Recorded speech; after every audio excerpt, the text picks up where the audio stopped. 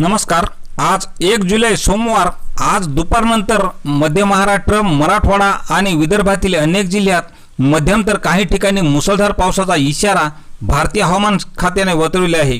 याचे विशेष कारण म्हणजे बंगालच्या उपसागरातील चक्रकार वाऱ्याच्या प्रभावामुळे ओडिशा आणि पश्चिम बंगालच्या किनाऱ्यालगत समुद्रात हवेचे कमी दाबाचे क्षेत्र निर्माण झालेले असल्यामुळे याच हवामान प्रणालीच्या प्रभावामुळे आज दुपारनंतर आणि रात्रीला मुंबई, ठाणे, पालघर, रायगड, रत्नागिरी, सिंधुदुर्ग, कोल्हापूर, सातारा, नाशिक, नगर आणि पुणे या जिल्ह्यात मुसळधार ते अतिमुसळधार पावसाचा शक्यता असल्यामुळे या जिल्ह्याला हवामान खात्याने ऑरेंज अलर्ट दिलेला आहे।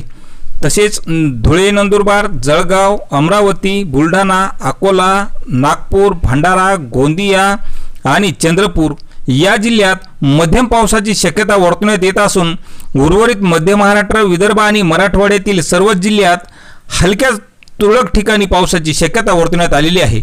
तर शेतकरी मित्रांनो, अशीच हवामानाची अपडेट पाहण्यासाठी चॅनलला सबस्क्राइब करा। धन्यवाद।